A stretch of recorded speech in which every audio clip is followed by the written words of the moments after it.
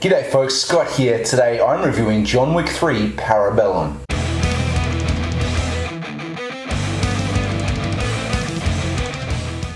I was really excited to see this movie. I love John Wick 1 and 2. I think they're very well made. I think they are the leading edge of Hollywood action for them actually breaking the mold, not following the same patterns as all the other movies, and sort of branching out to do something new. The guy who directed these movies is the guy who was Keanu's stunt double in the Matrix films back in the day, so they have a long history together. The only other sort of action films that I've mentioned before, this sort of is almost up there with, is The Raid Part 1 and 2. If you haven't seen the Raid movies, you should. But this is as close as America has got, and that's a really high compliment because The Raid is another level. So yeah, that's sort of my background with it. I was just astounded by Keanu's just presence and hard work, and he's just that guy, you know, that other Tom Cruise, but more so, like this, who learns to do everything that he does, and he's a badass dude. Like, I have all the respect in the world for Keanu. He might cop a lot of shit for his acting, especially in his early days, but that's not him now. He's going hard in this, you know, at least in this series, so let the man be. So this being the third part in a series, I really expected a lot, you know. They've got to up everything and do everything more, and for the most part they did, you know. I guess negative first is I didn't really love the story. It's functionable, it did its job, you know. What do you expect from a John Wick movie? They are comic bookish by nature and fantastic and over the top by nature, so I'm not going hard, but the story perhaps didn't reach those highs that I thought it was going to going in. I think the end of the last one set this really high stakes for what this movie was going to be. That last sort of sequence where John, came back to New York to get to the Continental, and all those assassins he fought on the way before the end of the film. I really expected that to be this, but more. And it kind of is, but it kind of isn't. You know, this follows directly from them. Literally picks up the minute that movie ended.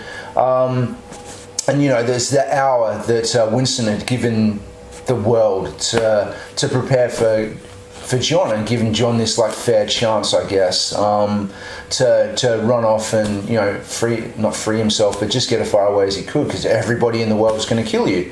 So they set that up a lot, and you know, there's incredible action sequences in that, but yeah, like I said, I felt that it lacked a little bit in the grandeur that it set up with its promise. There weren't the whole world trying to kill him, you know. The story went in the way that still kept it kind of intimate and isolated, and I'm not saying that's a bad thing, it just wasn't what I expected going into it. So that's it, that's my gripe, you know. Some of the dialogue's a bit cheesy, but it was in the others, and that's not why you watch John Wick, and Keanu's isn't bad, so that's it. Everything else is hugely brilliant. This guy shoots movies really well. Another big thing that this guy and the Raid guy do when shooting action is using a lot of long shots and long choreographed scenes that gives it weight and believability. Too often they try and cover up actors' subpar fighting scenes, or think that getting it close in on tight on the action is going to make it more exciting. It's frustrating, you know. If I'm watching a choreographed fight scene done by people who are good at what they're doing, I want to see everything they're doing. Hence this guy and Raid being so good for having these long wide shots, and those long wide shots work great not only for the fight scenes but just for scenes in general. The previous John Wicks 2, there's a really rich high definition digital look about these movies, which I love in these movies. There's a use of color and light that's outstanding. There's always set pieces with specific colors and light sources and sets that are just great, and they really use them and show them off amazingly. They did it with the last movie. They sort of have another mirror sequence or window sequence, which was a little bit, you know, throwback, I guess, but they're always putting you in different places and different environments and lighting them in interesting ways that make it a pleasure to watch, and I love that. The fights were great, you know. The trailers gave away too much for me, as always. No trailers. There were sort of key things, you know. There was a really good fight with, you know, some guys in this sort of weaponry museum. There was lots of throwing knives and axes and all that, and the knife throwing was sort of up in that what you've seen from knife throwing before. Everything when it had its gimmick it added to a fight. And I don't mean gimmick as an insult, but they add something to a fight and then they take it in a way that you've never seen it before. And they did that repeatedly throughout this. That throwing knives thing was its own thing.